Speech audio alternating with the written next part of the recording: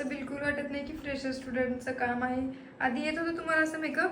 नाही मॅम, आधी ब्रश पकडायला सुद्धा आम्हाला येत नव्हतं. तुमचं Practice एक्सप्लेन करायची पद्धत नाही, इतकी छान आहे का नाही, सगळं लक्षात बसते.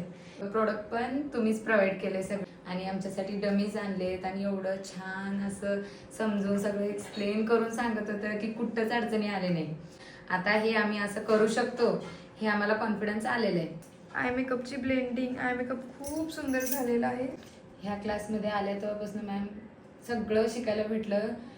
Makeup, hairstyle, sari dripping, social media knowledge, light knowledge, video editing हे सगळं शिकवलं. आणि हे सगळं नसतं तर आमचं काम पुढं कसं दाखवायचं हे पण कळालं नसतं. मी तर म्हणजे म्हणते आताच्या स्टुडंटला पटकनी म्हणजे आता 20 जुलैपासून स्टार्ट होणार आहेत क्लासेस. एवढ्या कमीत म्हणजे तुम्हाला एवढं चांगलं कोण शिकवणार नाहीये. तुम्ही पटकनी बॅच जॉईन करा आणि मॅमकडून आमच्यासारखं सगळं असं छान छान लुक शिका. आणि कोण नाही आले तरी पर्सनली कॉल करून बोलवत होता. असं कोणीही करत नाही, एवढी काळजी कोण घेत नाही. तुम्ही खूप चांगलं शिकवताय.